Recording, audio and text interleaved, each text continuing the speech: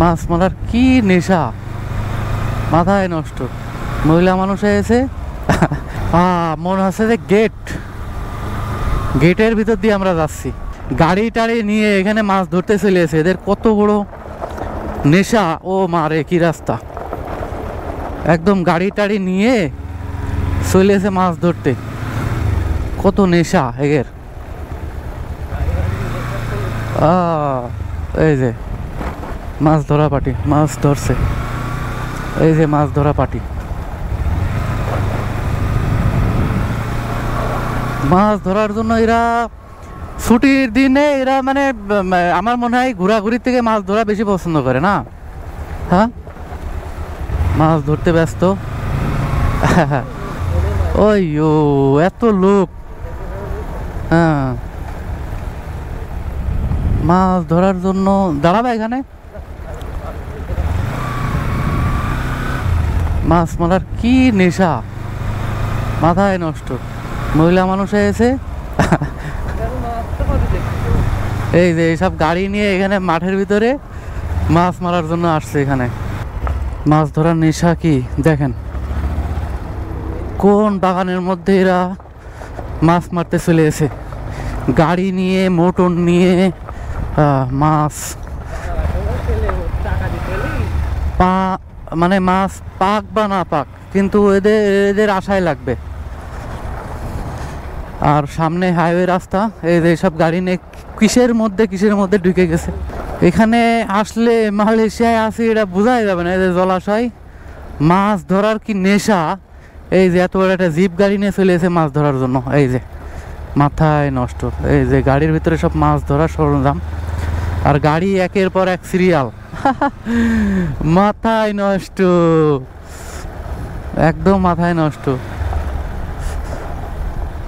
দেখি এরা সব মাছ ধরার পার্টি।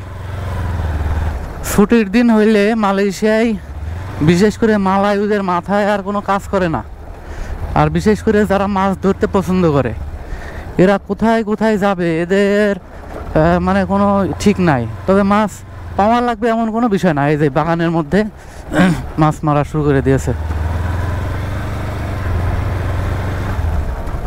ওয়াও, এই বড়শিতে রেখে গেছে নাকি? এই যে এখানে এই বাগানের মধ্যে এই যে অবস্থা, কি অবস্থা, মাছ ধরার কি নেশা। হ্যাঁ, মাছ পাক বা না পাক, এদের মাছ মানে বড়শি ফেলাই লাগবে। একদম ফ্যামিলি ধরে চলে এসে। এই ঘরগুলো কিসের আমরা নিজেরাও জানি না। সুন্দর করে ইয়া করা, দরজা আছে, দরজাও আছে দেখছি। এই ধানের ক্ষেত, এই যে ধানের ক্ষেত, সামনে ক্যানাল, ওই যে সামনে মাছ ধরছে বাগানের মধ্যে।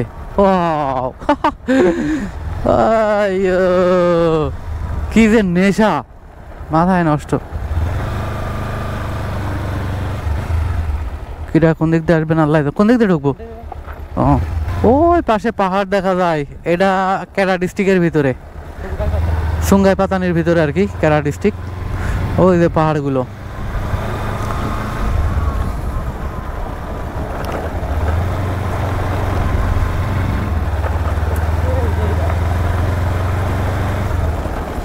কি জায়গা ভাই, এ কোথায় আসলাম? মনেই হচ্ছে না যে আমি মালয়েশিয়ায় আছি। আমার মনে আছে যে আমার গ্রামের রাস্তায় আছি আমি, আমার ক্যানাল আছে আমার গ্রামে। আমার মনে আছে যে সেই ক্যানালের রাস্তা ধরে আমি আগাচ্ছি। ওয়াও বাপি, কি অবস্থায়! আমার গ্রামে পানির ক্যানাল আছে।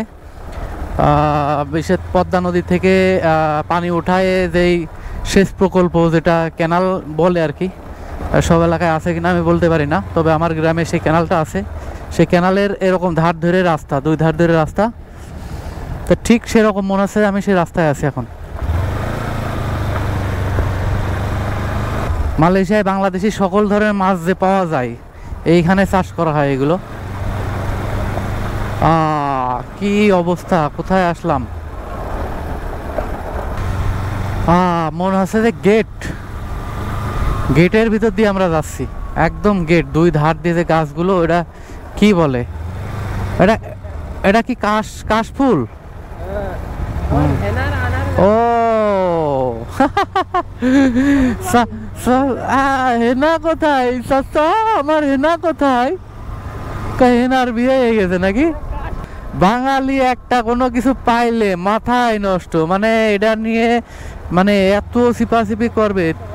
কই? ওই মাঠের মধ্যে বানর। এসব পাহাড়ি অঞ্চলে, ওই পাশে পাহাড়, তো পাহাড়ি অঞ্চলের বানর তো পাওয়া যায়। আর এটা যেহেতু মাঠ, জঙ্গল আছে, এসব জঙ্গলে কেউ ঢোকেও না আমার মনে হয়। এইসব জঙ্গল কেউ ঢোকে না, তো এখানে বানর থাকবে বা অন্য কোনো পশু পাখি থাকবে, এটা স্বাভাবিক ব্যাপার। আর মালয়েশিয়ানদের অত ইয়া নেই যে এর ভিতর যে জঙ্গল কেটে হলো কৃষি কাজ করবে, বাড়ি করবে, ওরকম প্যারা নাই। বাংলাদেশে হইলে এইগুলো নিয়ে, ওই যে মাঠের মধ্যে একটা ইয়া পড়ে আছে পাওয়ার টিলার নষ্টতা, বাংলাদেশে হইলে ওইগুলো নিয়ে বিক্রি টিক্রি করে ডানে ঢুকবো। এখানে আমরা না, এ দেশের লোকেও ঘুরে বেড়াচ্ছে বামে না। এই যে আম গাছগুলো, এখানে যে আম গাছ, কাঁঠাল গাছ, এই যখন এইগুলো আম ধরবে তখন যে কেউ ওই যে আম ধরে আছে, যে কেউ এখান থেকে ছিঁড়ে খাবে। এখানে কোনো বাধ্যবাধকতা নেই, তবে যারা চালিয়েছে অবশ্যই, যারা গাছগুলো লাগাইছে অবশ্যই তাদের একটা ইয়ে থাকে। কিন্তু তারপরে ওইখান থেকে যে কেউ মন চাইলে চুরি করা হোক, আর বলে হোক আর না বলে হোক, এখান থেকে খাইতে পারবে। মাঠের রাস্তা তো, মাঠের রাস্তা এই জন্য এরকম পাথর, যেটা বাংলাদেশের ইটের রাস্তা হইলে দীর্ঘদিন যাতায়াত করার পরে যেরকম হয়। ফ্যামিলি ধরে মাছ ধরে চলে আসে, ফ্যামিলি, একদম ফ্যামিলি। যে সামনে আমি দেখাই, ডানে এই যে পুরো ফ্যামিলি ধরে, বাচ্চা কাচ্চা ধরে নিয়ে চলে এসে। মাঠের মধ্যে বাড়ি, আর এই বাড়িতে গাড়ি আছে কয়টা বাপি? 8-10টা হবে না? 1 2, একটা ট্রাক আছে 3 4 5 6 7, ওই পড়ে আছে 2-3টা গাড়ি ওই যে বাগানের মধ্যে। এই যে একটা এখানে গাড়ি বলতে আসলে কোনো কিছু, গাড়ির দাম এত কম, তেলের দামও কম। আবার অনেকেই হয়তোবা জানে বা জানে না, মালয়েশিয়ায় প্রোটন কোম্পানি আছে যারা হলো কার তৈরি করে। এই প্রোটনের গাড়ি মনে হয় বাংলাদেশেও ঢুকেছে সম্ভবত 2-1 বছর আগে। আর অন্যান্য ব্র্যান্ডের গাড়ি তো আছেই।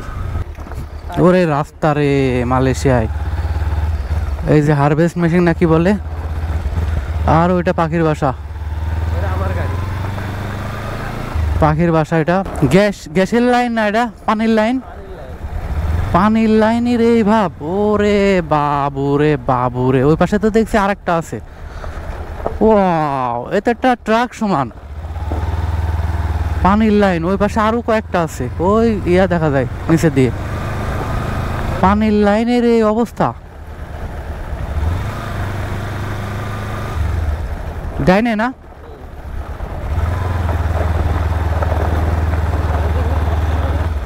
কোন দিকে এটা?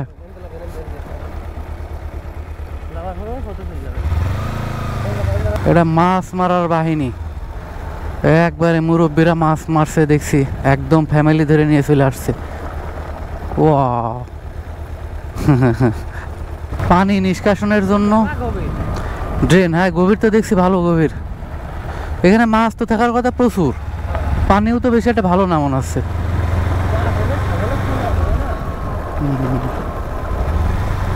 এখানে আর একটা পাখির বাসা দেখছি।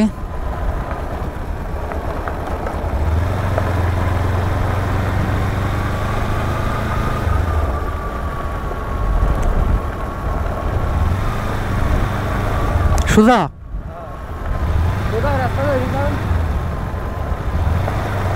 পাখির বাসা,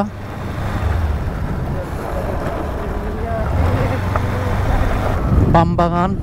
ও এদিক দিয়ে যাই, একদম ফ্যামিলি নিয়ে গাড়ি নিয়ে মাছ ধরতে চলে এসে। ও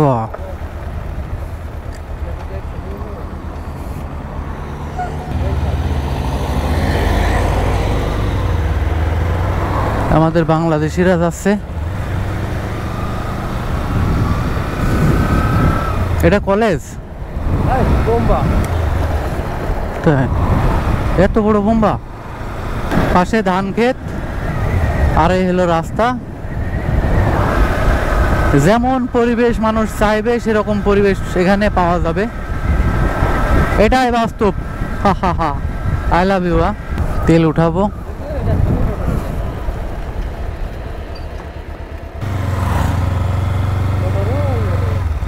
এই লাইন না, এই লাইনে একদম সামনেটা এই পাইছে থেকে পাবে না। এখান থেকে নি।